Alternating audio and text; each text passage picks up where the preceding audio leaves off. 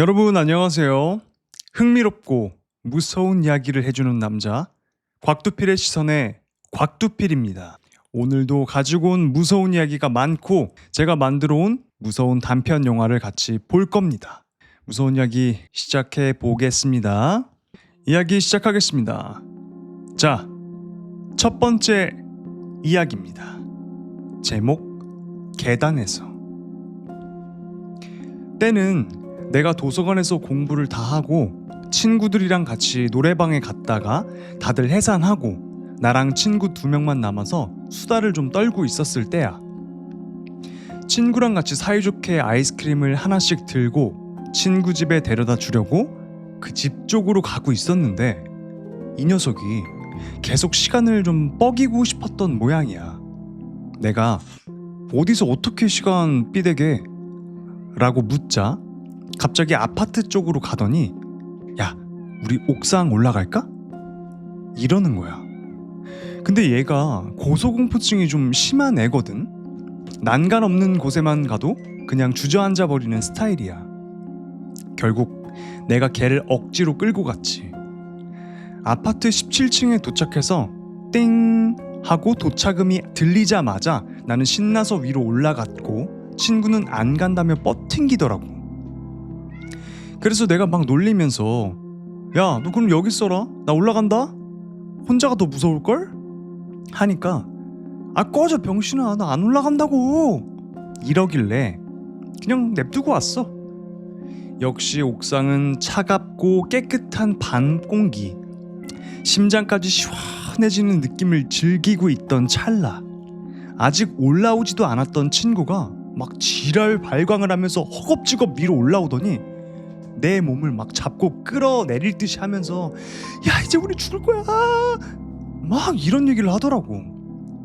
얘가 진짜 미쳤나 싶어서 일단 진정을 시키고 찬찬히 이야기를 들어봤지. 그러니까 얘는 절대 안 올라가려고 혼자 거기서 담배를 막 피우면서 시간을 뻗팅기다가 그 아파트 고층에서 계단 틈 사이로 침 뱉는 놀이 한 번쯤 다들 해보셨죠? 얘가 가래가 차가지고 꽉 하면서 퇴 하고 그 아래에다가 침을 뱉으려고 아래를 딱 봤는데 그 아래에 얼굴이 하얗고 눈이 엄청 큰 여자가 눈을 시퍼렇게 뜨고 저 멀리 1층에서 자기랑 똑같이 위를 쳐다보고 있었대. 그걸 본 순간 이 친구는 몸을 전혀 움직일 수가 없이 딱 굳어버렸대. 벌벌 떨면서 계속 눈이 마주치고 있었는데 그 귀신이 갑자기 슥 하고 사라진 거야. 근데 문제는 그 귀신 얼굴이 사라졌다가 나타났다가 사라졌다가 나타났다가를 반복하면서 한 층씩 얼굴이 가까워졌다는 거야. 얘가 진짜 이러다 죽겠구나 싶어서 막 어버버버 거리면서 으악! 소리를 지르며 그 난간도 없는 옥상까지 올라온 거지. 그 고소공포증이 있는 애가. 그 친구가 그 얘기를 하면서 자꾸 사다리 쪽을 흘끔흘끔 쳐다보는데 와, 지금 얘가 장난하는 게 아니라는 걸 내가 정확히 아니까 나까지 등골이 막 서늘해지더라고. 얘가 너무 벌벌 떨길래 아, 그러면 핫팩이라도 사줘야겠다 싶어서 편의점에 들르기로 하고 같이 1층까지 내려갔어. 역시나 여자는커녕 아무것도 없더라고. 그래서 그 친구 보내기 전에 집 근처 편의점에 들려서 핫팩도 사주고 나도 막 출출하길래 라면 한 사발 거기서 먹고 그렇게 친구를 보냈지. 며칠 후 나는 엄청난 충격에 한동안 그냥 멍하니 살았어. 높은 곳을 무서워하던 내 친구 말이야. 옥상에서 뛰어내렸대. 그렇게 높은 곳을 무서워하던 놈이 대체 왜 그랬던 걸까? 라는 이야기였습니다.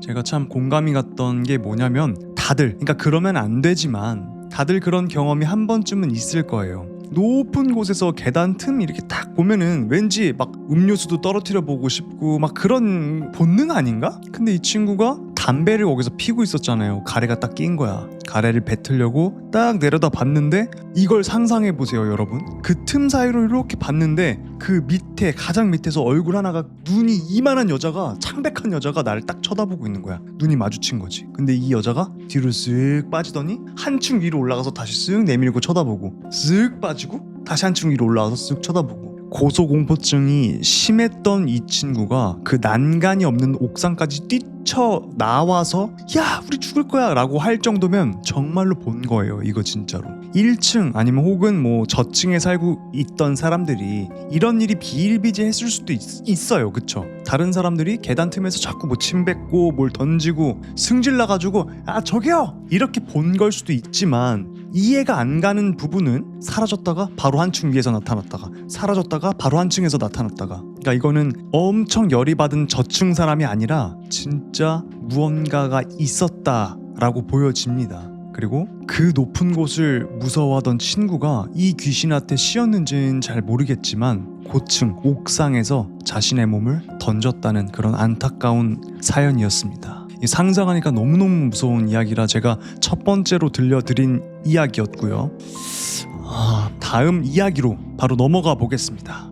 자, 다음 이야기입니다. 제목 밤늦게 돌아다니지 마세요. 3년 전 여름쯤 일이었어요. 그땐 제 나이도 꽤 있었고 괜히 PC방 가는 게 좀 부끄럽게 느껴지긴 했어요. 그래서 가족한테는 볼일 좀 보고 올게 라고 거짓말을 하고 몰래 PC방에 가서 배틀필드라는 게임을 계속 하고 있었죠. 총싸움 게임이에요. 그렇게 며칠 동안 한 4일? 5일 정도는 계속 그 게임만 했던 것 같아요. 그날도 평소처럼 게임에 빠져 있다가 시간이 새벽 3시? 4시쯤 됐던 걸로 기억하는데 내일도 일 해야 되니까 그만 자야겠다 라는 생각에 PC방을 나왔죠. 날씨가 굉장히 맑았던 걸로 기억하는데 막상 나오니까 막 비가 쫙 내리고 있었어요. 아이씨 이거 뭐야. 괜히 PC방 갔네. 집에서 잘걸. 아휴 나도 참 안심하다.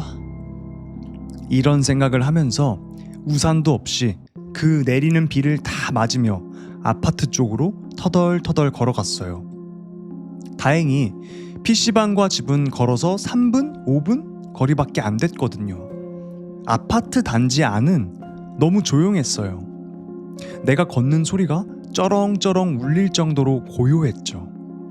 뭐랄까 내 인생이 괜히 막 패배자 같은 그런 기분도 들고 내일은 진짜 PC방 안 간다. 내 진짜 안 간다. 중얼중얼 거리면서 현관 쪽으로 향하고 있었어요. 그런데 그때 문득 아차 싶은 거예요. 우리 아파트는 현관문 앞에서 카드키를 딱 찍어야 자동문이 열리고 안으로 들어가 엘리베이터를 탈 수 있는 그런 구조예요. 즉 카드키가 없으면 집에 들어갈 방법이 아예 없는 거죠. 경비실이나 집에 호출을 해서 문을 열어달라고 부탁해야 하는 상황이었어요. 그날따라 경비 아저씨는 주무시고 계셨고 아파트 세대수도 적다 보니 괜히 민망하고 죄송하더라고요. 부모님께 전화하기도 애매한 시간이라 조금 더 기다려보기로 했어요. 혹시 누가 들어오거나 나가면서 그 문을 열어줄 수도 있으니까. 하지만 아무리 기다려도 아무도 안 오는 거예요. 비는 계속 내리고 몸도 막 쌀쌀해지기 시작하더라고요. 내리는 비를 다 맞았거든요. 결국 안 되겠다 싶어서 현관 자동문 옆에 있는 호출기를 눌러서 집에 연락하려고 했어요. 그때였어요. 끼릭! 제 뒤쪽에서 뭔가를 막 끄는 소리가 들렸어요. 무슨 막 손수레 같은 거를 막 질질 끄는 소리? 갑자기 그게 들리니까 너무 놀랬죠. 아파트 전체가 정말 조용했거든요. 소리가 분명 들렸는데 뒤를 돌아보니까 아무도 없는 거예요. 내가 잘못 들었나? 그냥 그러려니 하고 넘기려고 했는데 그 소리가 계속 들려오는 거예요. 끼릭 끼릭 끼릭. 그때부터 진짜 빨리 집에 들어가고 싶다는 생각밖에 안 들었어요. 그래서 엄마가 호출을 받아서 문을 열어주시기만을 간절히 기다렸죠. 띡 띡 찰컥. 인터폰이 연결됐어요. 여보세요? 라는 엄마 목소리가 들렸죠. 엄마, 나야. 문 좀 열어줘. 엄마 미안해. 카드키 안 갖고 왔어. 그런데 아무 말씀이 없는 거예요. 곧이어 들린 건 뚜 통화가 끊긴 소리였어요. 처음엔 엄마가 버튼을 잘못 눌렀나 싶었어요. 그래서 다시 한번 호출을 눌렀고 그제야 문이 열렸어요. 저희 집이 1층이라 기분이 좀 오싹했지만 빠르게 뛰어서 안으로 들어갔어요. 엄마는 눈을 비비며 현관까지 마중을 나오셨고 볼일은 다 봤어? 라고 물으셨어요. 저는 괜히 죄송해서 그냥 이라고 대답하고 방으로 들어가려고 몸을 돌렸죠. 근데 엄마가 뒤에서 한마디 하셨어요. 중혁아, 근데 이 시간에 사람이 왜 이렇게 많아? 네? 아니 무슨 새벽 4시에 사람이 그렇게 많아? 아까 처음에 인터폰 받을 때 네 뒤에 사람 너무 많아서 나는 장난 전화인 줄 알고 그냥 끊었어. 사람이 많았다고요? 한 명은 파마머리 아줌마였고 다른 한 명은 체크무늬 셔츠 입은 40대 아저씨? 아니 뒤에서 얼굴 계속 내밀고 있어서 내가 놀랐네. 엄마는 두 사람의 인상착이며 얼굴 생김새까지도 기억한다고 하셨어요. 그 말을 끝으로 이상하네 중얼거리면서 방으로 들어가서 주무시더라고요. 그날 이후 저는 일주일 동안 잠을 거의 못 잤어요. 불을 꺼놓고 누워있으면 문 앞에 사람 실루엣이 확 지나가거나 가만히 있던 물건이 갑자기 툭 떨어지거나 그런 일들이 계속됐어요. 그렇게 일주일쯤 지나니까 그런 일들은 싹 사라졌죠. 그 이후로 저는 새벽에 PC방 가는 일은 절대 안 하게 됐고 지금은 독립해서 혼자 살고 있어요. 그때의 공기, 소리, 분위기는 진짜 죽을 만큼 무서웠어요. 집에 오는 그 밤, 그 길에 무언가가 절 따라왔던 걸까요? 다들 밤늦게 다니지 마세요. 제발요. 라는 이야기였습니다. 이번 사연도 되게 저는 무섭다고 생각을 해서 두 번째 배치를 했거든요. 이 아들이 사실 공감도 가. 이제 부모님한테는 어쩔 수 없는 그런 거짓말을 하고 일 잘하고 있어 라고 얘기를 하고 밤늦게 PC방 가서 그런 자기 모습을 보면서 막 자괴감을 느꼈겠죠. 그래서 나 참 한심하다 생각을 하면서 새벽 늦게까지 또 게임을 하고 집에 가는 길에 벌어졌던 일이죠. 너무 섬뜩한 부분이 바로 그거였습니다. 엄마가 그 인터폰 화면을 딱 보고 있었는데 내 아들 말고도 뒤에 사람들이 많았대요. 근데 이 사람들이 자꾸 얼굴을 이렇게 들이미는 거야 화면에. 그래서 엄마는 장난인 줄 알고 껐다는 거죠. 그걸 상상하니까 너무 무서운 거예요. 근데 그것들이 집까지 따라왔는지 이 사람이 집에 방 안에 있으면은 방 문 밖으로 사람 실루엣이 훅훅 지나가고 괜히 가만히 있던 물건들이 뚝뚝 떨어지고. 근데 저도 이런 경험은 한번 해봤거든요. 가만히 있던 물건, 절대로 떨어질 일 없는 그런 물건들이 막 툭툭 떨어지고 이런 일들은 저도 겪어봤어요. 그러니까 우리는 그런 생각을 하죠. 물건 같은 게 갑자기 떨어지면은 내가 잘못 놨겠구나가 항상 전제에 깔려 있기 때문에 아무 생각 안 하잖아요. 하지만 그곳엔 무언가가 있었을 수도 있다라는 이야기죠. 그래서 굉장히 소름 돋았던 이야기였습니다.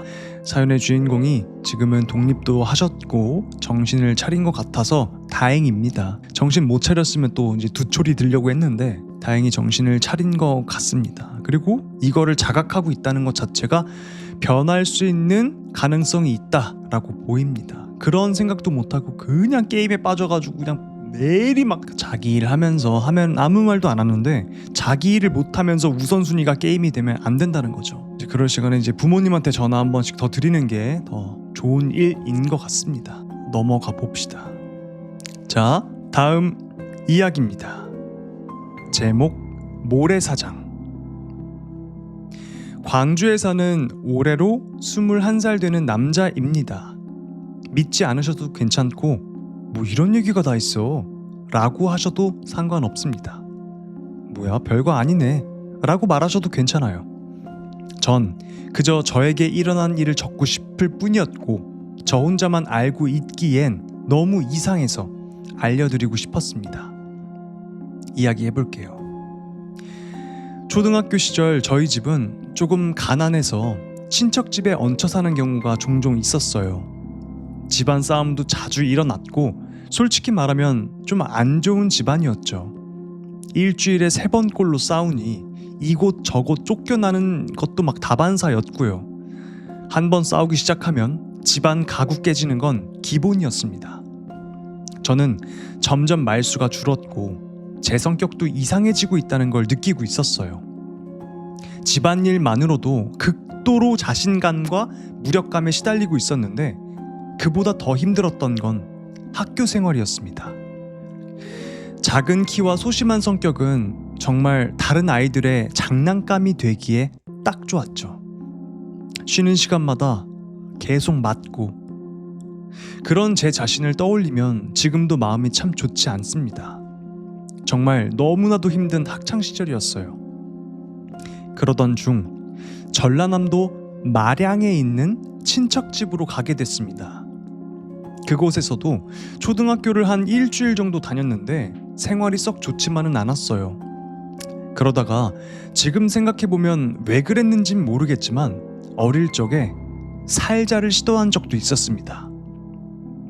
죽고 싶다는 생각을 정말 하루에도 수십 번 했어요. 그냥 할까 말까 정도가 아니라 나 같은 인간이 살 가치가 있을까? 내가 뭐하러 태어났을까? 이런 극도의 자괴감에서 비롯된 극심한 살자 충동을 느꼈습니다. 그러던 어느 날 밤, 그날 일이 일어났습니다. 제가 친척집 밖에서 누나들이랑 놀고 있을 무렵이었어요. 그때 당시 친척집은 도로 바로 앞에 있었고 그 앞이 바로 바닷가였습니다. 도로 아래쪽으로 보면 그 모래사장이라고 해야 되나? 갯벌 같은 곳이 있었고요. 한참 놀다가 밤이 깊어질 무렵 저는 도로에 걸터 앉아서 바다를 멍하니 바라보고 있었는데 문득 이리저리 눈을 돌리다가 그 모래사장 쪽에서 어떤 할머니가 보였어요. 밤중이라 주변에 사람도 없었는데 유독 거기 혼자 서 계시는 그 할머니가 이상하다고 느껴질 때쯤 구부정하게 뭔가를 하고 계시던 그 분이 저를 보셨습니다. 저는 그때의 느낌을 아직도 잊지 못해요. 여러분들은 주위의 사람들 얼굴 보면 어떤 느낌이 드시나요? 잘생겼다, 이쁘다, 못생겼다, 별로다, 뭐 개성 있다, 각자 다르겠죠. 근데 그때 제 느낌은 딱 하나였습니다. 저건 사람이 아니다. 뭔가를 초월한 존재였어요. 절대 사람이 아니다. 사람이라기에는 기운이 진짜 전혀 느껴지지가 않는 거예요. 그 인기척이라고 해야 되나? 하지만 이상하게도 아기가 있다고도 느껴지지가 않았어요. 그냥 정말 없을 무 그 자체. 표정도 없었고요. 그렇게 얼마나 지났을까요? 제 주위로 친척 누나들이 와서 그 할머니를 보더니 갑자기 막 놀라서 소리를 악 지르면서 집으로 달려갔어요. 저는 왜 저러지? 싶었습니다. 다시 할머니를 보려는 순간 갑자기 그분 얼굴이 또렷하게 보였어요. 그리고 아주 잠시였지만 웃고 있었던 것 같아요. 참고로 저는 눈이 나쁩니다. 안경을 써야 될 정도로요. 그때 거리가 어림잡아도 한 200m는 됐어요. 제가 처음에 그분을 할머니라고 느꼈던 건 그 시골 할머니들 특유의 파자마 복장 같은 것 때문이었어요. 절대로 제가 시력이 좋아서 얼굴을 정확히 본 건 아니었고요. 그런데 이상하게 그 순간 얼굴이 보였어요. 그리고 뭔가 섬뜩한 느낌이 확 밀려왔습니다. 무서운 기운이 느껴져서 저도 황급히 집으로 뛰어갔고 이불을 뒤집어 쓴 채 잔뜩 움츠리고 몹시 두려운 마음으로 잠들었던 게 기억이 납니다. 다음날 아침 어제 일이 꿈이었나 싶어서 집 주변을 둘러보다가 정말 충격받았습니다. 진짜 지금껏 그렇게 충격받은 일은 없었어요. 태어나서 처음으로 머리가 하얘질 정도로 그 정도의 충격이었죠. 저희 친척집 바로 앞에서 제사를 지내고 있었어요. 어떤 할머니의 제사였던 것 같아요. 그리고 그 영정 사진을 본 순간 어제 제가 봤던 그 할머니였습니다. 너무나도 똑똑히 기억합니다. 저는 아직도 그 할머니가 왜 제 앞에 나타났는지, 왜 저한테 그 모습을 보여준 건지, 무슨 말을 하고 싶었던 건지 전혀 모르겠습니다.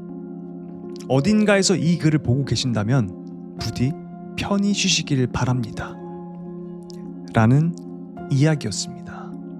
이번 사연에서 귀신의 특징이 하나 또 나옵니다. 뭐였을까요? 바로 멀리 있지만 또렷하게 보인다. 이게 제가 준비해온 이야기들 중에 이제 후반부에 좀 나올 텐데 여러분도 그런 경험 혹시 겪어보신 적 있으신가요? 너무 먼데 내가 눈이 나쁜데 너무 또렷하게 보이는 거야. 귀신들은요 눈으로 보는 게 아니라 뇌? 마음? 막 그런 걸로 본다는 설이 있어요. 그래서 눈 시력이랑 상관없이 또렷하게 보이는 거라고 합니다. 그 할머니도 사람이 아니었기 때문에 그렇게 또렷하게 보이는 게 아니었을까요? 정말 소름 돋았던 건 사연의 주인공이 다음날 아침 정말 제사를 지내고 있는 그 광경을 봤고 거기 영정 사진을 보고 놀랬던 거죠. 내가 어저께 갯벌에서 본 할머니인데? 영안이 트이는 주인공의 사연이었습니다. 친척도 봤다는 건 귀신은 아닌 것 같은데 그쵸, 이 부분이 약간 아리까리한데 아니면 어쩌면은 어떤 기운이 너무 강했기 때문에 다른 사람들도 볼 수 있었던 거 아닐까요? 악귀나 귀기나 이런 게 되게 세면은 남의 눈에도 보인대요. 영안이 꼭 트여있지 않은 사람한테도. 뭐 사실 사람이었을 수도 있고. 근데 정말 신기한 게 그 영정사진에 있던 할머니의 모습과 얼굴이 똑같았다는 거죠. 이럴 수도 있고 저럴 수도 있지만 귀신이었지 않을까가 좀 더 가능성이 많았던 것 같습니다. 저는 약간 쫄보라 사람이었으면 차라리 좋았을 것 같아요. 이어서 다음 이야기 한번 가볼게요. 자, 다음 이야기입니다. 제목 너무 어려서 참아. 제 군 시절에 몇 개월 차이 나는 선임이 한 명 있었는데요. 선임이랑 경계 근무를 나갔는데 시간이 너무 안 간다고 자기가 겪은 실화 이야기를 저한테 해줬어요. 선임은 아버지랑 낚시 다니는 게 취미였대요. 당시 중학생이었던 선임은 아버지랑 같이 낚시하러 멀리 시골로 내려가서 방 하나를 잡고 다시 차를 몰아 방을 잡았던 곳에서 적당히 떨어진 작은 개울가로 갔대요. 그곳에서 텐트를 치고 여유롭게 낚시를 즐기던 선임은 순간 오른편 좀 떨어진 다리 위에 장화를 신은 어떤 할아버지가 자기를 이렇게 쳐다보고 있는 걸 봤대요.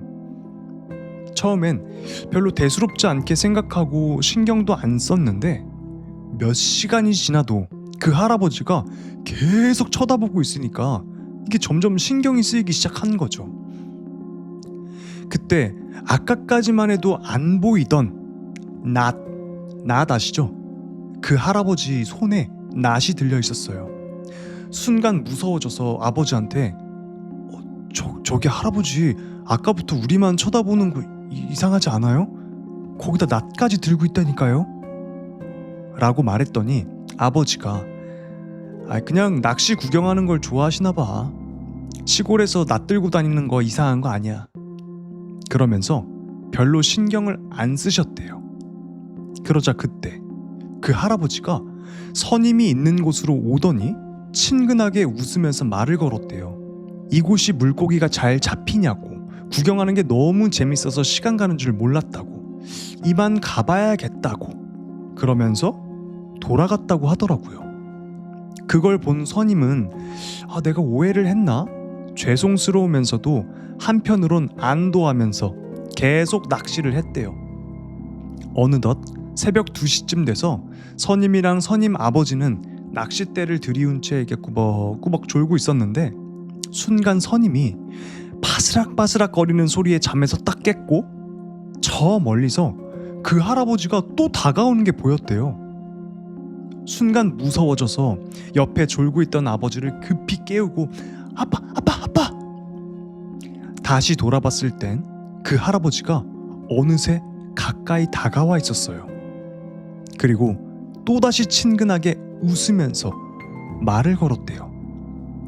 이 늦은 시간까지 있을 줄 몰랐네. 그럼 고기 많이 잡아. 그렇게 말한 후 그 할아버지는 급히 돌아갔는데요. 너무나 촉이 안 좋았던 선임은 새벽 6시까지 낚시하기로 했던 걸 아예 다 접어버리고 숙소로 빨리 돌아가자고 아버지한테 막 떼를 써가지고 결국 바로 철수하고 숙소로 돌아갔대요. 그 후엔 별일 없이 집으로 돌아왔는데 낚시를 했던 그 시골에 선임 아버지 친구가 경찰 쪽에서 꽤 높은 자리에 있었거든요. 며칠이 지난 후 그분에게서 집으로 전화가 왔대요. 그 근처에서 사람 3명을 살해한 연쇄 살인범이 검거됐는데 범인의 추가 진술 내용 중엔 이런 말이 있었다고 해요. 그날 낚시를 하고 있던 어떤 부자를 죽이려고 했는데 그 새끼가 너무 어려서 차마 죽일 수가 없었다고 라는 이야기였습니다. 이번 이야기는 현실 공포였죠.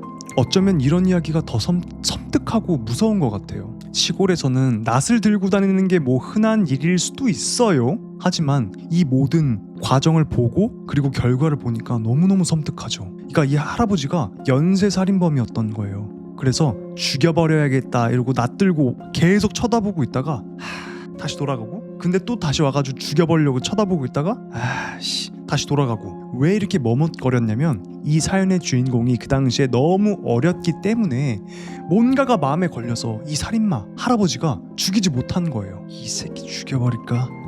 이 새끼 너무 어린데. 어려서 죽일 때 그 쾌감이 덜 했던 건지 모르겠어요. 불쌍해서 안 죽인 건 아닌 것 같아요. 왜냐면 불쌍해서 사람을 안 죽였으면 애초에 그 연쇄살인을 안 했겠죠. 그건 아니었던 것 같고 뭐 아이에게서 나오는 비명소리가 마음에 안 들었을 수도 있고 여러 가지를 고려해서 너무 어렸기 때문에 사연의 주인공의 선임을 죽이지 않았다라는 이야기였습니다. 여러분들도 이런 현실 공포 무서우시죠? 아니면 어줍지 않은 자기 기준에 걸려있던 걸지도 모르겠네요. 그러니까 살인 대상이 그럴 수도 있을 것 같아요. 살인마는 그런 거 생각 안 하는데 요상하네. 그러니까 자기 취향이 확실한 살인마였던 것 같아요. 촉이 좋네. 맞아요. 촉이 좋아서 살았던 것 같아. 계속 찾아와서 고민을 했잖아요. 근데 결정을 딱 내리고 만약에 새벽 6시까지 낚시를 했다면 안 좋은 일이 있었을 확률이 높았겠다. 이 촉 있잖아요. 저번에도 말했지만 우리 한국인들은 영감, 신기 거의 다 있대요. 아예 없는 사람을 찾아보기가 힘들 정도로 우리 민족들은 다 어느 정도 신기가 있다고 합니다. 그래서 이런 촉 있죠. 뭔가 이상한데? 이런 거나 예지몽 이런 거 그런 것들이 다 우리 몸에 신기가 조금씩 있다. 그렇기 때문에 그렇다고 하더라고요. 그런 경우도 있대요. 또 한번 들려드릴게요. 그러니까 이거 무병인가? 나 지금 신내림 받아야 되나? 하시는 분들 있잖아요. 대부분 아니래요. 안 받아도 되는데 괜히 조금 이상해서 무당집에 갔다가 거기서 덜컥 물어버리는 거죠. 너 무당해야 돼. 너 신 받아야 돼. 구태주고 돈 받고 그렇게 사기치고. 근데 그 신을 받자마자 되돌릴 수가 없는 거예요. 그때부터 운명이 정해지는 거야. 그러니까 정말 내가 알 수 없이 계속 아프고 무병 같다고 생각이 든다면 한 명의 무당 말고 여러 사람한테 물어보고 정확히 판단을 내려서 신내림을 받아야 된다고 합니다. 우리 생각 중에 99%는 무당 안 돼도 된대요. 1%는 진짜 돼야 되는 거고. 아무튼 너무 걱정이 많으신 분들은 여러 무당분들을 찾아가 보면서 이야기를 들어보라는 이야기가 있었습니다. 자, 그럼 이어서 다음 무서운 이야기를 들려드리겠습니다. 자, 다음 이야기입니다. 제목: 위급한 사람을 못 본 척하면. 어렸을 적에 옆 동네에서 산길 옆 큰 개울에 여자아이 하나가 미끄러져가지고 깊은 물에 팍 빠졌는데 그 동네에 어떤 아저씨란 놈이 그걸 멀거니 보고만 있었답니다. 칡 덩굴이나 나뭇가지라도 던져줬으면 살았을 텐데 무섭고 싫으니까 그냥 보고만 있었답니다. 그 아이는 절규하면서 살려주세요, 살려주세요 소리치다가 결국엔 물에 빠져 죽었어요. 나중에 시신이 발견될 때까지 그 아저씨는 아이가 죽은 것도 모른 척했대요. 개 쌍놈 새끼. 그리고 그해 여름부터 이 멀거니 보고만 있던 아저씨란 놈의 집구석에서 이상한 일이 일어나기 시작했어요. 사람들이 사고로 죽고 병들어 죽고 불나서 죽고 결국 유명한 무당을 불러서 구슬하게 되었죠. 구슬하는데 무당이 갑자기 눈알이 갑자기 허옇게 막 이렇게 뜨더니 그 물에 빠져 죽은 아이의 목소리로 말했어요. 나 물에 빠져 죽는데 너 보고만 있었지? 그 소리에 마을 사람들이 완전히 기절하고 도망가고 난리도 아니었대요. 소름 끼치는 건 그 무당이 서울에서 모셔온 사람이었고 그 옆 동네는 처음 와보는 곳이었다는 거예요. 게다가 애가 빠져 죽는데 옆에서 보고만 있었다는 건 잘 모르는 이야기거든요. 근데 그게 그 무당 입에서 나왔던 거죠. 그러니까 그 아저씨란 놈이 잘못했다고 막 사시나무 떨듯 덜덜 떨면서 막 빌고 그랬다는 이야기가 전해집니다. 이 이야기는 마을 전체에 퍼져서 아주 유명해졌어요. 전해 들은 이야기라 중간에 덧붙여졌을 수도 있겠지만 중요한 건 무당 입에서 아이가 빠져 죽을 때 가만히 보고만 있었다는 말이 나왔다는 거였어요. 그리고 그걸 보고만 있던 그 동네 부자란 놈이 그때 실토를 했답니다. 그 전까지는 아무도 몰랐던 이야기였는데 그 사람이 그제야 고백했대요. 그때 당시 귀찮기도 하고 애가 혼자 나올 수 있나 없나 그냥 궁금하네 하고 보고 있었는데 애가 물에서 안 나오네 그냥 이러고 있었다는 거예요. 그 무당도 이 아이의 원한이 너무 커서 구슬해도 안 될 거라고 했고 원래 이 구슬 3일 동안 해야 되는데 그냥 하루만 하고 부랴부랴 떠났대요. 이 사람을 해주기 싫어서. 그 집구석은 완전히 멸문지경이 돼버려서 대가족 중에 3분의 1 정도가 각종 사고와 병으로 다 죽어버렸대요. 집과 땅, 선산까지 다 팔아먹고 말 그대로 거지가 돼서 뿔뿔이 흩어졌다고 합니다. 그 이후로 그 집안 후손들은 단 한 번도 그 동네에 나타난 적이 없대요. 지금도 생생하게 기억나는 무서운 이야기예요. 다른 사람이 위급할 때 못 본 척 지나친다면 원한을 산다. 이 말을 이때부터 가슴 깊게 새겨 듣게 되었던 것 같습니다. 라는 이야기였습니다.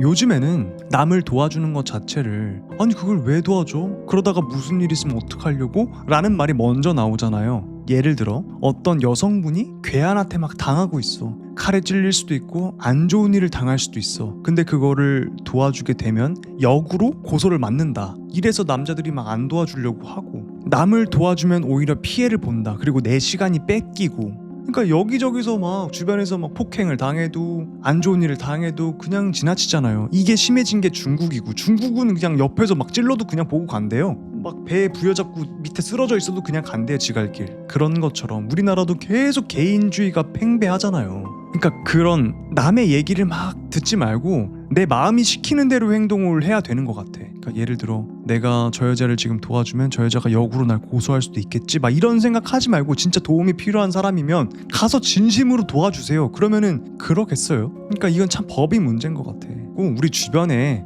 누가 위험에 처해 있으면은 손을 내밀어 주자고요. 그렇게 우리라도 먼저 해줘야 또 그게 미담이 쌓이고 쌓여서 좀 우리가 더욱 살만한 사회가 되지 않을까 생각을 합니다. 그리고 저번에도 말했지만 이건 좀 다른 이야기이긴 한데 우리나라에서 집에 강도가 들었어. 내가 제압을 해야 되잖아. 강도를 움직이지 못하게 내가 막 제압을 했다? 만약에 혹시 뭐 다리를 부러뜨렸어? 그러면 내가 폭행죄야. 이게 말이 되냐고. 그러니까 이런 이상한 법들을 고쳐야 된다는 말인 거죠. 제 말은. 우리 집에 일단 침입했으면은 그거는 정당방위 아니야? 일단 내 집에 침입했잖아. 만약에 내가 본가에 살았는데 강도가 들었어. 우리 어머니 암 환자인데 우리 어머니 어떻게 해? 근데 내가 그 사람을 밀쳐서 그 사람이 넘어지면서 아야 하면서 팔이 부러졌어. 그럼 내가 폭행죄야. 물어줘야 돼. 이게 말이 되냐고. 그러니까 그런 것처럼 도와주거나 아니면 정당방위로 그렇게 해야 되는 사람들은 이건 법적으로 어떻게 잘 고쳐야 된다고 생각을 합니다. 이건 진짜 아니야. 이거는 제가 하고 싶은 말은 우리 모두 그냥 주변에서 도움을 필요로 한다고 하면은 손을 내밀어 주자고요. 꼭 대가를 바라고 하는 게 아니라 그런 선행을 하면은 마음이 맑아지고 기분이 되게 좋아요. 저보다 여러분들이 많이 아실 거예요. 아무튼 참 이 이야기는 우리가 좀 깊게 생각해 보아야 할 사연이었습니다. 그래서 준비해 왔던 이야기였고요. 자, 이어서 다음 이야기 한번 가보겠습니다. 자, 다음 이야기입니다. 제목 후배의 이야기. 안녕하세요. 문득 후배한테 들은 이야기가 떠올라서 이거 혼자 알기엔 좀 아깝거든요. 그래서 이야기해드릴게요. 작년 겨울 초소 근무를 서던 도중에 제가 선임 근무라 후임들이 자주 바뀌었는데 바뀔 때마다 야, 무서운 얘기 뭐 그런 거 아냐? 라고 물어보다가 건진 이야기였습니다. 때는 후임 나하사가 고등학교 2학년 그때 정도의 시절이었다고 합니다. 여름방학쯤 친구 한 명과 야밤에 술이 먹고 싶었는지 집 근처의 조그만 술집에 들어가려다가 몇 번 뺀찌를 먹고 마지막으로 동네 구멍가게에서 소주랑 새우깡을 어렵사리 구해서 동네 공원에서 몰래 술을 먹고 있었다고 합니다. 소주를 마시려고 뚜껑을 따는데 그 나하사한테 학교 선배가 전화를 했답니다. 나하사의 말에 의하면 그 선배는 유도를 했었고 덩치가 산만했다고 합니다. 네 형님. 뭐하냐? 친구랑 둘이 술 마시고 있습니다. 야, 형이 죽이는 데 찾았어. 거기 가서 같이 마시자.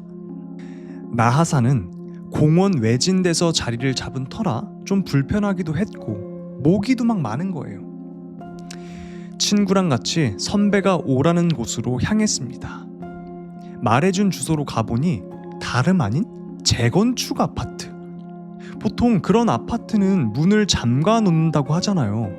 근데 그 선배라는 분이 어찌저찌 문을 열고 방을 찾아서 나하사를 부른 거죠. 그러니까 재건축 아파트 아무도 없는 거기에 한 방을 문을 따고 들어간 거예요. 여튼 선배와 선배 친구 1명 그리고 나와사와 친구 이렇게 총 5명이 야밤에 재건축 아파트에 술을 들고 들어갔다고 합니다. 몇 층 올라가다 보니까 계단에는 공사 자재 같은 게 막 널브러져 있었고 선배가 찾았다는 방 문을 열고 들어가니 앞이 아무것도 보이지 않고 바닥엔 유리, 석고보드판 같은 게 막 깨져 있었고 천장에는 전기선 같은 것들이 희미하게 보였답니다. 핸드폰 불빛을 비추면서 땅바닥에 석고랑 유리를 이렇게 치우고 그나마 좀 깨끗해 보이는 안방 같은 큰 방에 들어가서 자리를 딱 깔고 5명이서 그 어두운 가운데 어찌 구해왔는지 선배가 양초 하나를 딱 꺼내와서 딱 가운데 하나 켜고 삥 둘러 앉아서 술을 마시기 시작했다고 합니다. 그렇게 다들 막 하하호호 소주를 홀짝홀짝 마시는 도중에 갑자기 선배 그 친구 한 명이 술잔을 들이키다가 그대로 뒤로 고꾸라졌대요. 뭐야 이 새끼. 좀 많이 취하셨네. 뭐 이런 식의 반응들. 다들 좀 의아하긴 했지만 오랜만에 술을 마시는 거라 그냥 그런가 보다 하고 그 친구를 놔두고 계속 술을 마시기 시작했답니다. 다시 술자리는 이어졌고 한참 분위기가 좋아졌다가 또 나하사와 선배 반대편에 앉아있던 다른 선배 친구가 술잔을 들이키다가 또 그대로 넘어졌답니다. 그때까지만 해도 분위기는 여전히 막 하하호호였는데 덩치 큰 선배가 이 새끼들 왜 이래? 아니 뒤에 뭐 귀신이라도 본 거야? 뭐 안 거야? 하면서 뒤를 딱 돌아봤대요. 그 순간 전깃줄 몇 가닥 사이로 목을 맨 여자가 있었다는 겁니다. 처음엔 아파트에 들어왔을 땐 다들 바닥만 보고 들어와서 신경도 안 썼는데 눈이 어둠에 적응되고 촛불에 비치기 시작하니까 보인 거였어요. 긴 머리의 여자, 눈이 완전히 뒤집힌 채로 목을 맨 상태로 그 천장에서 이 사람들을 내려다보고 있었다는 겁니다. 씨발! 그 순간 선배랑 나하사는 기절해 있던 친구들 뺨을 막 때려서 깨우고 전속력으로 아파트를 뛰쳐나왔답니다. 그 선배는 그 다음날 새벽 경찰서에 신고했다고 합니다. 과연 그 여자는 뭐였을까요? 단체로 헛것을 본 거였을까요? 여러분도 이런 음습한 곳이나 흉가 폐가 절대 가지 마세요. 라는 이야기였습니다.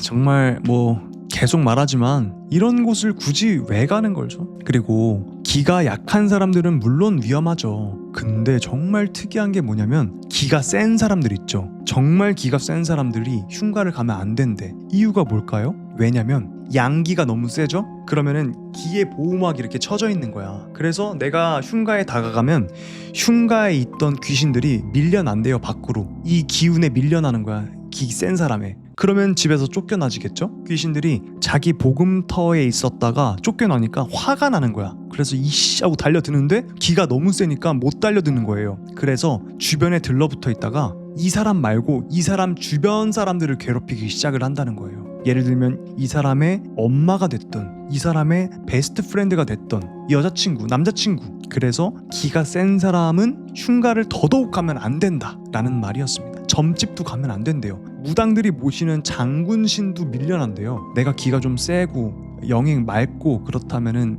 점집, 흉가 폐가는 절대 안 가시는 게 좋다고 합니다. 자, 그러면 일단 다음 이야기 가볼까요? 자, 다음 이야기입니다. 제목 아현역 근처.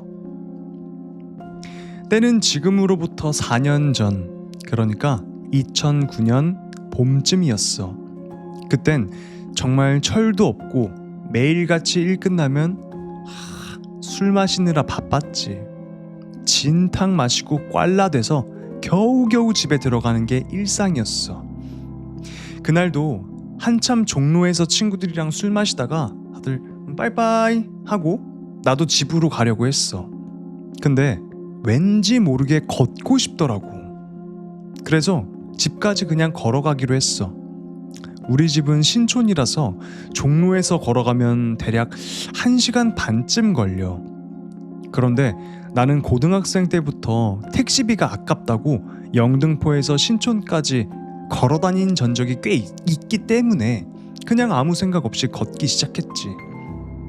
참고로 영등포에서 신촌까지 걸으려면 대교 하나를 건너야 되는데 겨울엔 한강 바람이 막 불어가지고 진짜 너무 추웠던 기억이 나. 아무튼 종로에서 출발해서 아현역이랑 이대역 사이쯤 걷고 있을 때였어. 술이 올라서 갑자기 졸음이 확 쏟아지기 시작했지.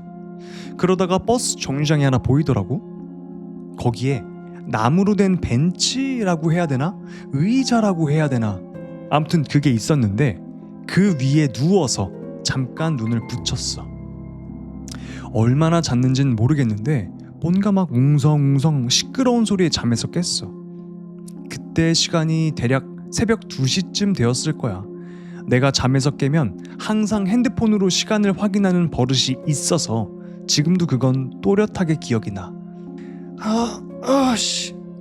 기지개를 켜고 일어나서 주위를 둘러보는데 새벽인데도 사람이 꽤 몰려 있었고 뭔가 이상한 기운이 감도는 게 느껴지는 거야.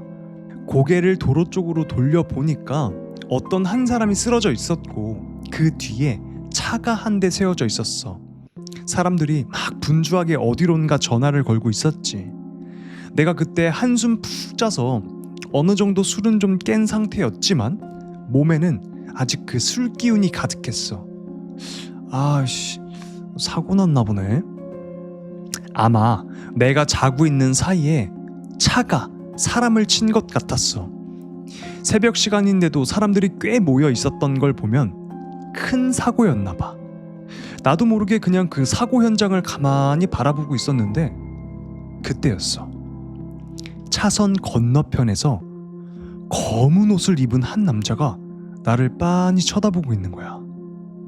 처음엔 나 말고 다른 사람들을 보는 줄 알았지.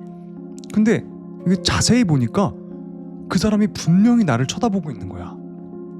그때는 아직 술 기운도 있었고 해서 뭐야 저 새끼, 뭐 묻었나? 왜 나를 이렇게 쳐다봐? 싶어서 나도 그냥 그 사람 얼굴을 똑바로 쳐다봤지. 뭐야 이씨. 근데 갑자기 그 남자가 나를 보면서 씩 웃는 거야. 그 순간 진짜 뒷덜미가 싸늘해지고 한기가 확 들더라고. 그래서 얼른 집에 가야겠다 생각이 들어서 고개를 돌리고 다시 걷기 시작했어. 한참을 그렇게 걷고 있는데 그 남자의 비웃는 듯한 표정이 머릿속에 계속 맴도는 거야. 왠지 모르게 점점 화가 나기 시작했지. 내가 좀 그때 당시에 화가 안 나도 나중에 이걸 곱씹으면 화가 나는 그런 못된 습관이 있었거든. 속으로 이 개새끼가 실실 쪼개고 있어 이씨, 이렇게 욕을 하면서 걸어가고 있었어. 그러다가 손을 들어 안경을 고쳐 쓰려고 했거든. 근데 안경이 없는 거야. 내 안경 어디 갔어? 나는 눈이 진짜 안 좋아서 안경 없으면 이게 바로 앞에 있는 사람 표정도 못 알아볼 정도거든. 근데 지금 내가 안경을 안 쓰고 있는 거야. 그 순간 오싹한 기분이 확 들었어. 그리고 그제서야 깨달았지. 그 남자 도로 건너편이었고 도로는 버스 전용 차선까지 포함해서 최소 4차선, 그러니까 대략 한 30, 50m는 떨어진 거리였어. 그 정도 거리에서 내가 안경 없이 그 사람의 표정을 정확히 봤다는 건 말이 안 되는 거야. 나 평소에 공포 이야기를 좋아해서 이런 류의 이야기를 많이 읽었는데 귀신은 눈으로 보는 게 아니라 뇌로 느끼는 거라는 얘기를 많이 들었거든. 그래서 눈이 나빠도 그 형체가 선명하게 보인다고. 그게 딱 내 상황이었던 거야. 뭐 술 먹고 헛것 봤다고 생각할 수도 있지. 근데 그날 새벽에 사고가 난 것도 사실이고 내가 거기서 집까지 걸어간 것도 전부 사실이니까 그것만 헛것으로 봤다고 하기엔 뭔가 너무 설명이 안 되는 일이었던 것 같아. 그거 혹시 저승사자 그런 거였을까? 라는 이야기였습니다. 맞아요. 아까 제가 말씀드린 그 이야기가 이번 이야기였습니다. 귀신은 눈으로 보는 게 아니라 뇌로 느끼는 거다. 그래서 귀신들 음성이 분명히 입은 안 벌리는데 나한테 전달된다 하잖아요. 마치 텔레파시처럼. 그런 것과 마찬가지로 내 머릿속으로 들어오는 거예요. 보여지는 시각적 이미지와 그들이 내는 소리와 목소리 다 귀로 들리는 게 아니라 내 마음, 내 머리, 뇌, 영안 요걸로 보는 거죠. 검은 옷을 입고 있던 그 남자, 제가 봐도 약간 저승사자 아니었을까 생각이 됩니다. 검정색 옷을 입고 있었고 이 사연의 주인공이 뭐야 저 새끼 왜 나 이렇게 째려봐? 뭐야? 하고 같이 쳐다봤더니 검은 옷을 입은 남자가 가소롭다는 듯이 씩 웃었대는 거잖아요. 그러니까 저승사자가 보니까 얼마나 우스웠겠어. 영혼을 데리러 왔는데 버스장 건너편 의자에 누가 해롱해롱 앉아가지고 나를 쳐다보고 있어. 저승사자 입장에서 보고 있으면 피식 웃음이 나왔겠죠? 그러니까 하필 저도 오늘 검정색 옷이네요. 그러니까 이런 남자가 차 사고 났는데 거기 뒤에 이렇게 멀거니 쳐다보고 있던 거죠. 눈이 마주치니까 비웃었던 거고. 뭐 저승사자들도 이제는 시대가 바뀌었으니까 그런 도포 말고 이런 재질로 된 검은색 셔츠를 입지 않을까 생각합니다. 요즘 저승사자 갓 안 쓸 것 같아요. 내가 저승사자면 좀 옷도 현대화되지 않았을까 생각을 해봅니다. 아님 말고 왜 그 사람들은 뭐 그 사람 저승에서도 뭐 패션 없겠어요? 검은색 셔츠 정도는 뭐 일복으로 쓰지 않을까. 어쨌든 저승사자들도 그게 일하는 거니까 우리가 회사에 갈 때도 셔츠에다가 셔츠 바지에 딱 넣고 벨트 딱 하고 가잖아요. 그런 것처럼. 이어서 다음 이야기 한번 가보겠습니다. 자, 다음 이야기입니다. 제목 저승길. 이 이야기는 저희 누나가 겪은 일입니다. 2003년 6월 아버지께서 폐가 안 좋으셔서 지방에서 서울의 대학병원으로 가셔야 했습니다. 가족들 모두 폐암일 거라고 생각해서 막 눈물 흘리면서 그렇게 아버지를 병원으로 보내야 했죠. 아버지는 중환자실에 입원하셨는데 몸이 앙상하게 마르고 피부색이 검게 변해 있었대요.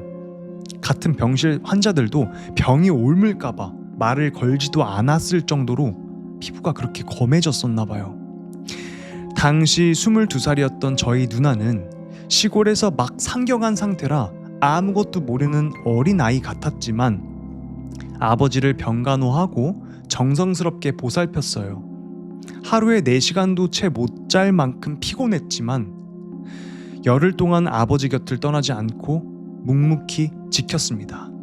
그런데도 아버지 병은 호전되지 않았고 누나가 병원에 있는 동안 말기암 판정을 받은 환자 2분이 창문에서 투신 살자를 했다는 이야기도 들었어요.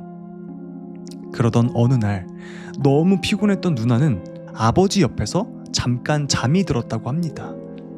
그런데 그때 누워 계시던 아버지가 이렇게 일어나시더니 같이 가자 라고 하셨어요. 누나는 아버지 건강이 나아지신 줄 알고 따라갔대요. 그러다 보니 서울에 계신 고모들과 돌아가신 할머니까지 모두 모여 있었고 한 상 크게 차려놓고 식사를 하고 계셨답니다. 누나도 얼떨결에 그 분위기에 휩쓸려서 같이 식사를 했는데 갑자기 할머니와 아버지가 사라졌답니다. 그 순간 2시간마다 있는 병원에 있는 검사가 생각이 났대요. 시계를 보니까 검사 시간이 다가오는 것 같아서 아버지 데리고 가야겠다 라는 생각이 들었다고 합니다. 그래서 식당을 나와 한참을 달렸대요. 그랬더니 안개가 자욱한 언덕이 나타났고 언덕과 들판에는 시든 풀들이 맥없이 자라 있었어요. 언덕을 가로질러 구불구불한 길이 나 있었고 그 길 옆에는 강이 하나 쫙 흘러가고 있었답니다. 누나는 언덕 위에서 아버지를 찾으려고 아래를 막 내려다보고 있었대요. 그 구불구불한 길에는 사람들이 띄엄띄엄 마치 점처럼 막 박혀 있었고 어딘가를 향해 천천히 걸어가고 있었답니다. 누나는 한참을 두리번거리다 뒤를 돌아봤는데 그 길을 따라 할머니와 아버지가 아무 표정 없이 걸어오고 있었답니다.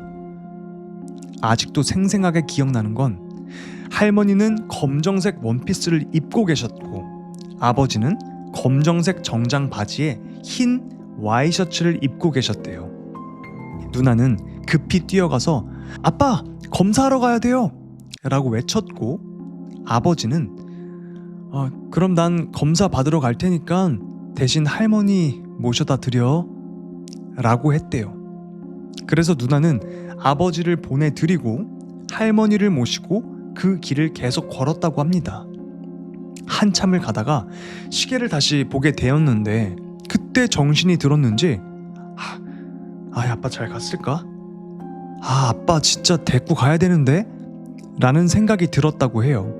그래서 할머니를 불러 세우려고 했는데 그 뒷모습은 분명히 내가 알고 있는 친할머니가 아니었다는 거예요. 왠지 어색한데 낯설지는 않은 느낌이었고 누군지는 몰랐지만 어딘가 익숙했대요. 그래서 그분한테 지금 너무 늦어서 모셔다 드리기 좀 어려울 것 같아요. 다음에 데려다 드릴게요 하고 겁이 나서 도망쳤다고 합니다.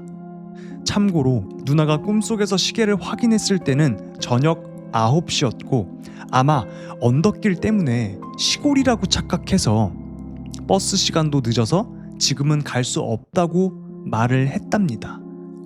시골은 도시랑 달라서 저녁 9시면 막차래요. 그래서 그렇게 느꼈던 거죠. 그리고 누나는 잠에서 깨어났습니다. 눈을 떴을 때 시계는 오후 4시, 약 30분 정도 잠들어 있었던 겁니다. 그런데 놀라운 건 바로 그날 아버지가 상태가 나빠져 투약하는 약을 바꾸기로 결정된 날이었다는 거예요. 그리고 다음 검사에서 아버지가 폐암이 아니라 폐염증으로 판명됐답니다. 손바닥만한 폐에서 종기 9개가 터져 있었고 고름을 다 빼내고 내니까 사이다병 2병 분량이나 나왔다고 합니다. 그리고 놀랍게도 일주일 만에 아버지는 퇴원하셨어요. 그로부터 한 달쯤 건강을 회복하신 아버지와 누나는 읍에 갔다가 돌아오는 길이었는데 평소와 다르게 산을 넘어오던 중에 문득 누나가 이상한 기시감을 느꼈다고 합니다. 이 길 어디서 봤지? 그건 바로 꿈에서 봤던 그 언덕이었습니다. 꿈에서 본 그 구불구불한 길은 해남 미황사에서 땅끝 방향으로 가는 길이었고 그 길 끝에는 조상을 모시는 선산이 있었대요.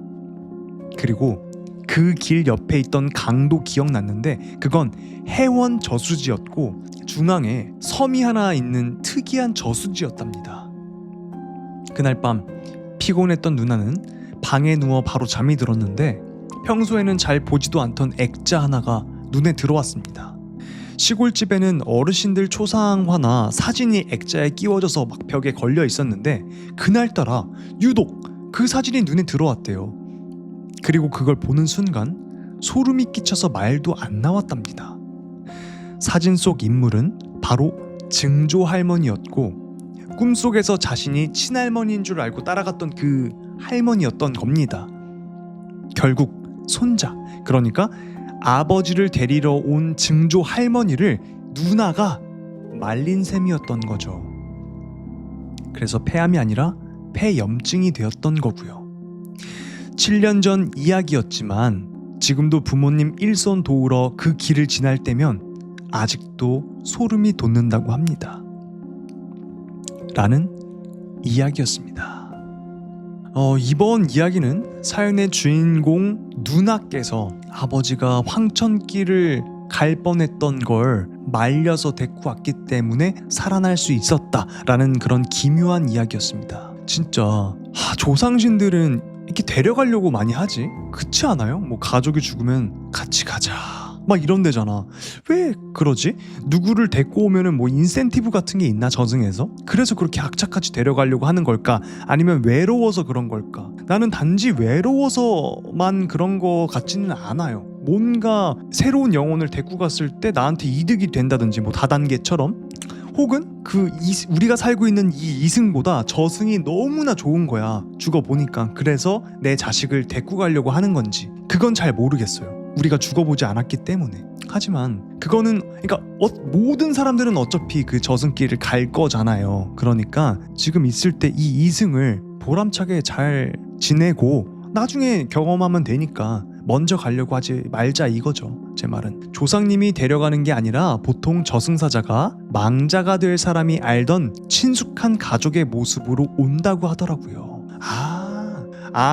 그럴 수도 있겠다. 겁먹을 수도 있으니까 내가 익숙한 우리 가족의 모습을 빌려서 올 수도 있겠다. 그렇게 하면 이해가 되네요. 제가 또 저번 사연에서 한번 봤는데 저승사자들 눈 있잖아요. 눈이 고양이의 눈과 비슷하대요. 세로로 찢어져 있대요. 그리고 금안이라고 하죠. 호랑이들 눈 보면 금색이잖아요. 금안에 세로로 찢어져 있는 눈이다. 그래서 우리들이 고양이 눈을 언뜻 봤을 때 약간 무서움을 느끼는 게 그런 거 아닐까라는 저만의 생각입니다. 그러면 이어서 다음 이야기 한번 가볼까요? 자, 다음 이야기 가보겠습니다.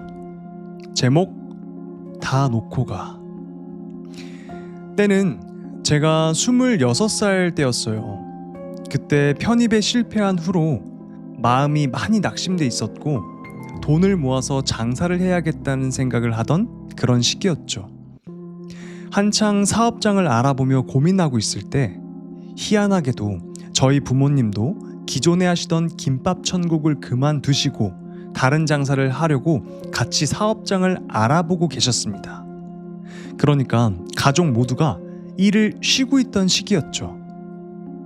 저는 직원으로 일하면서 틈틈이 인터넷으로 일할 곳이나 사업 아이템을 알아보고 있었는데 그때 우연히 도깨비에 관한 이야기를 보게 되었습니다. 바로 도깨비 터에 관한 이야기였어요. 이야기의 주인공은 한 여사장이었는데요. 이분은 그동안 하던 사업이 다 망한 후에 마지막으로 음식 장사를 하기로 결심했다고 합니다. 그래서 어느 정도 돈을 투자했고 위치도 꽤 괜찮았다고 해요. 장사를 시작하고 나서 얼마간은 원하는 만큼의 매출이 나왔다고 합니다. 여사장은 만족하면서 기분 좋게 장사를 하고 있었죠. 그런데 어느 날 이 여사장이 꿈을 꾸게 됩니다. 모든 업무를 마치고 이제 퇴근하려고 불을 딱 끄고 나가는 순간이었대요. 그때 꿈속에서 어두운 곳에서 이상한 목소리가 들려왔다고 합니다. 그 목소리는 이랬다고 해요. 다 놓고 갈까? 다 가져갈까? 다 놓고 갈까? 다 가져갈까? 이 말을 반복적으로 했다고 합니다. 여사장은 꿈속에서 그 소리를 도둑이라고 생각해서 너무 무서운 거예요. 그래서 다 가져가세요! 라고 말했답니다. 그러자 또다시 같은 질문이 반복됐대요. 다 놓고 갈까? 다 가져갈까? 너무 무서워서 또 다 가져가시라고요! 라고 말했답니다. 그러자 어둠 속에서 마지막으로 들려온 말은 알았다. 그리고 꿈에서 깨어났다고 해요. 이 꿈이 너무 생생했다고 합니다. 그런데 이상하게도 그날 이후로 가게 손님이 줄기 시작했고 이상하리만치 발길이 뚝 끊기게 되었다고 합니다. 그 주변 가게들은 다 잘 되는데 자기 가게만 유독 손님이 없어진 거죠. 너무 억울하고 이상해서 결국 점집을 찾았다고 해요. 무속인이 이렇게 말했다고 합니다. 세상에는 몇 안 되는 도깨비 터가 있는데 그 중 하나가 당신 가게였어. 도깨비는 사람을 시험해. 당신에게도 시험하려고 왔고 당신은 거기서 떨어졌어. 그때 다 놓고 가라 라고 말을 했어야 했는데 당신이 다 가져가라고 했잖아. 이제 그 자리에 승산은 없어. 마음 단단히 먹고 얼른 다른 자리로 옮겨. 하지만 여사장은 그 말을 믿지 않고 그대로 거기서 장사를 계속 했는데 결국 갖고 있던 돈을 다 탕진하고 가게가 망했다고 합니다. 그 이야기를 본 게 제가 한창 사업장을 알아보고 있던 때라 더 재밌게 느껴졌어요. 아, 이런 것도 있구나, 도깨비터 하면서 신기해했죠.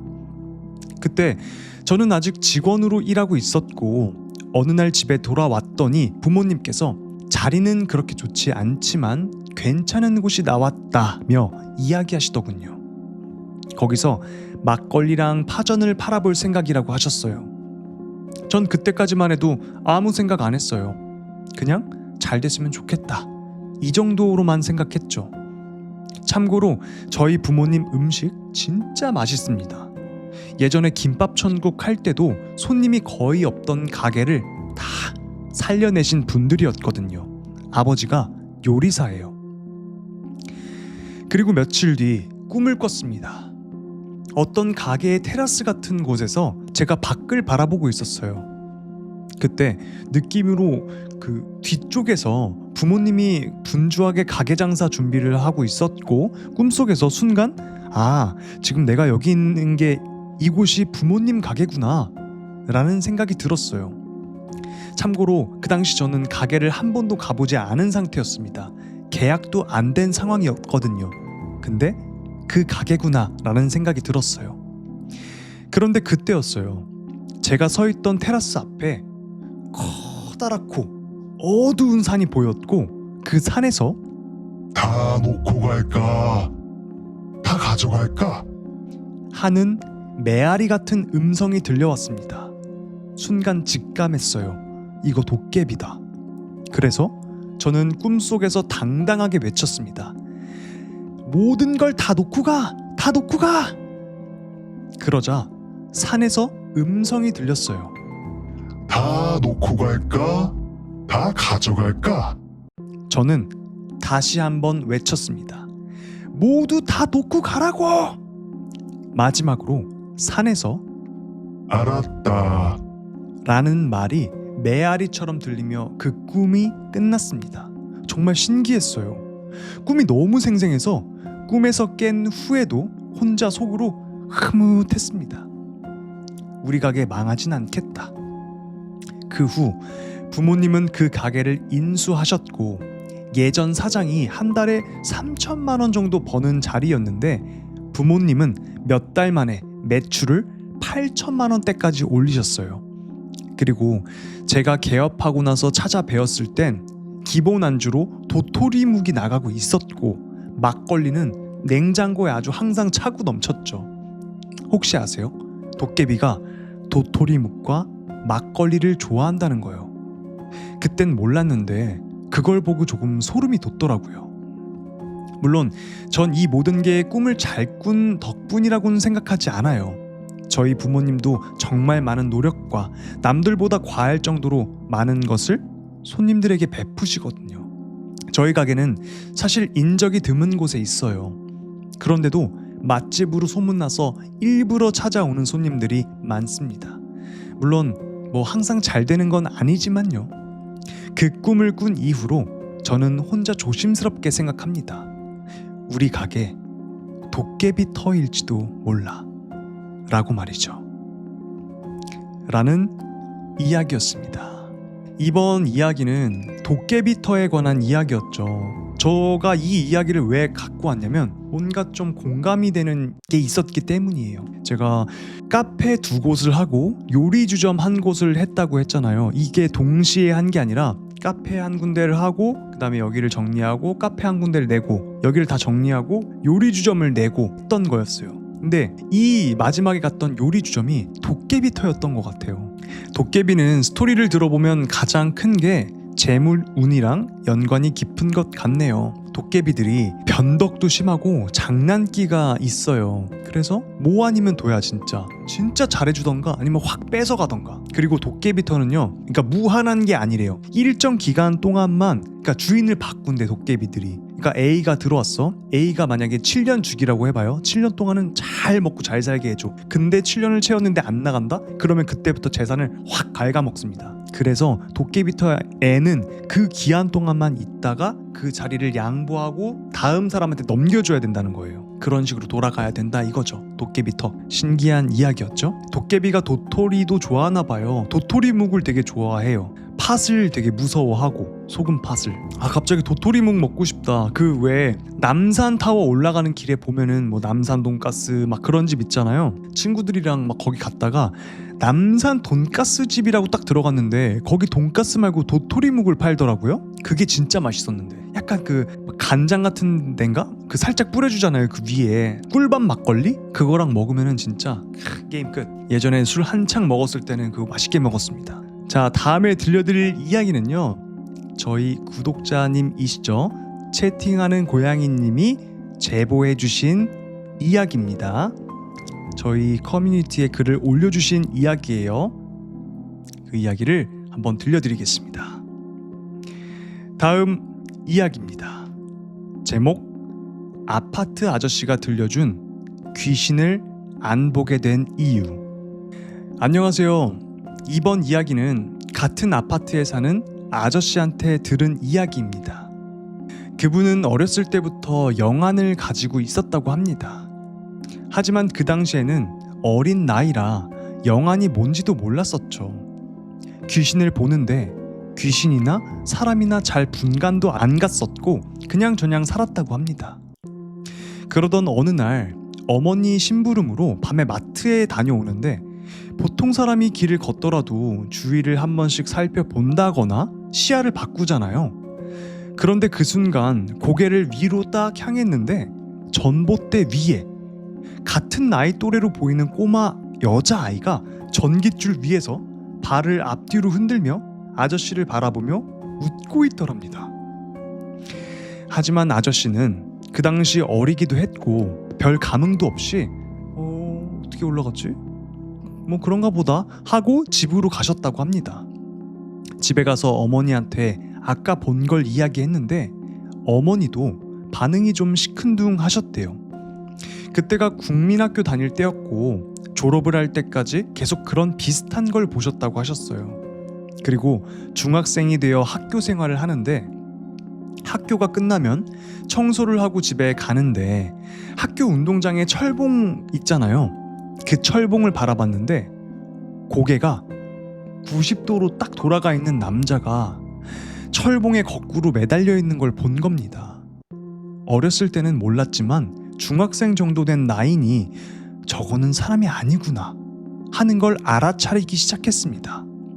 이런 일들이 반복적으로 일어나니까 전에는 뭐 그런가 보다 하고 넘겼는데 이제는 점점 무서워지는 거예요. 내가 보는 게 사람이 아니라 귀신이니까. 막 신호등에서 팔다리 막 다 꺾이고 목도 꺾인 여자가 무단횡단을 하는 것도 보고, 어떤 건물에서는 목은 창문에 있는데 몸이 건물 밖에 대롱대롱 흔들리는 것도 보고. 그래서 어머니한테 다시 얘기를 했죠. 엄마, 나 이런 거 보는데 그 이상한 거 아니야? 그랬더니 아버지랑 상의를 하시고 무당집을 수소문하시고 상담을 받으러 가셨습니다. 무당들이 하는 말이 누구는 뭐 신내림을 받아야 한다느니 또 다른 무당은 구술해야 한다느니 이런 말들을 하니 부모님이 답답해 하신 거예요. 그러던 와중 마지막으로 수소문을 해서 아저씨를 데리고 나름 용하다는 무당집을 갔는데 그 무당분이 이 아저씨를 빤히 쳐다보면서 하는 말이 뭐 굿이나 신내림 이런 건 다 헛소리고 너 보이는구나. 근데 구별은 잘 못하네. 그러고선 부모님들에게 그냥 절에 들어가서 한 달 정도만 생활하면 괜찮을 거다 라고 말을 해주셨답니다. 그리고 학교 방학 때를 맞춰서 절에 들어가서 한 달 정도 생활을 하셨다고 해요. 그런데 절에서 생활을 하시면서 그 왼팔에 문신을 새기셨습니다. 절 표시 있죠? 만. 그 글자를요. 그리고서 다시 학교 생활을 하는데 신기하게도 절에서 생활을 해서인지 아니면 문신을 새겨서인지 보지 말아야 할 것들이 그 후로는 이 나이까지 한 번도 안 보이고 쭉 편하게 살고 계시다는 이야기였습니다. 제가 알기로는 영안을 여는 일은 쉬운데 닫는 건 어렵다고 알고 있거든요. 그나마 잘 해결돼서 다행이라고 생각했어요. 그리고 그 아저씨 집 가면 비방이 엄청 잘 돼 있더라고요. 부적문이랑 벽 같은 데 막 붙이시고, 부적도 일반 잡기 퇴치용이 있고 악귀 퇴치용이 따로 있다는 것도 그때 알게 되었습니다. 아무튼 이 이야기는 제가 그 아저씨랑 편의점에서 맥주 한 캔 하면서 아저씨 불교 믿으세요? 그 문신 뭐예요? 하고 물어봤더니 이런 일이 있었다 라고 썰을 풀어주셔서 알게 된 이야기였습니다. 라는 이야기였습니다. 과연 영안이 닫혔던 걸까요?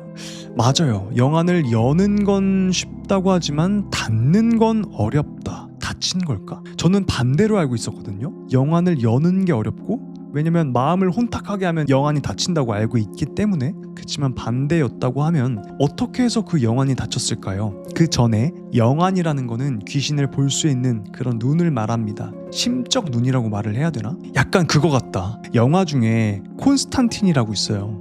콘스탄틴, 키아누 리브스 명장면 중에 하나죠. 딱 팔에 문신이 있어요. 악마를 볼 수 있는 거.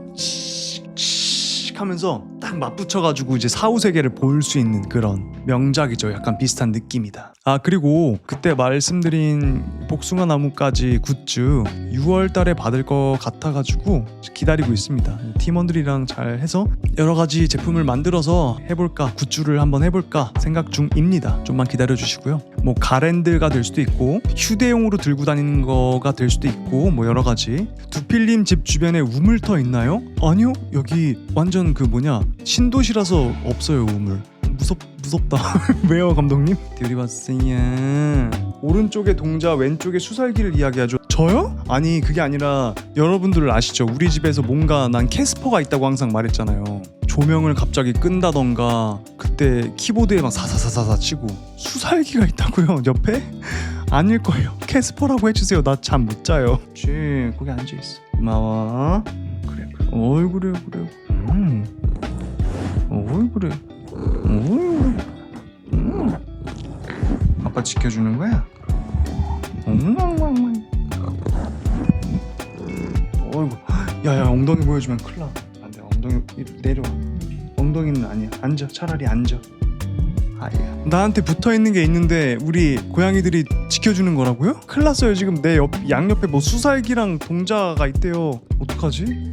맞대 나 어떡하냐. 근처 우물에 빠져 죽은 애들인 것 같다고요? 그러니까 귀신을 보거나 그런 건 아닌데 제가 4층에 살아요. 4층에 살아서 엘리베이터를 타고 올라올 땐 좀 힘들어서 엘리베이터를 타지만 내려갈 때는 그냥 계단으로 내려간단 말이에요. 그러면 비상구 문을 열고 내려가는데 내려가다가 어느 날 의자가 나무 의자 하나가 내 쪽을 바라보고 딱 서 있는 거야. 그 계단 중간에 계단을 이렇게 내려가서 한 번 꺾어서 내려오는 그 위치에 또 문이 있을 거 아니에요. 다른 층으로 가는 거기에 의자가 칸이 있는데 그러니까 뭐 이 의자를 스티커를 붙여서 팔아야 되는데 잠깐 거기에다 둔 느낌이 아니라 의자에 누가 앉아서 나를 정면으로 쳐다보고 있는 것 같은 그 위치에 있는 거예요. 그래서 기분이 너무 나빠가지고 바로 더 이상 못 내려가고 올라가가지고 다른 편 엘리베이터 쪽으로 가서 내려갔거든요. 그 일이 있고 그리고 제가 이틀 전에 방송했죠. 목요일날 방송 딱 끝나고 편의점 가려고 계단을 또 내려가고 있었어요.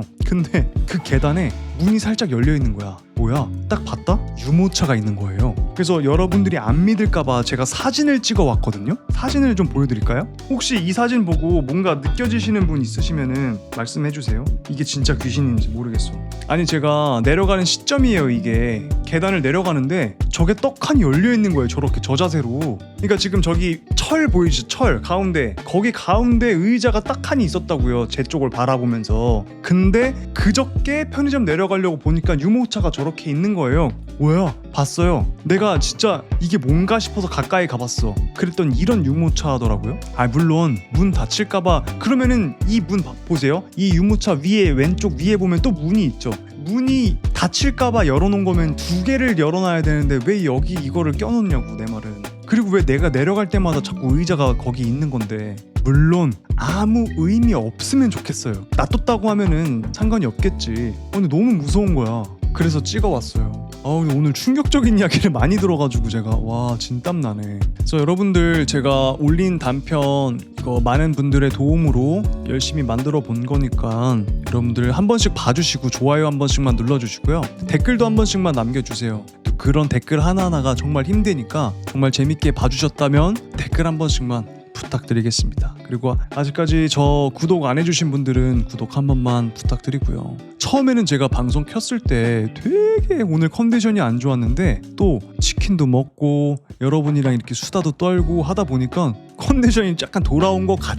오늘 준비해온 무서운 이야기는 여기까지 하고 근데 분실물 후속편이 기대가 되네요. 그래서 후속편을 갈지 아니면 프리퀄을 갈지 생각 중입니다.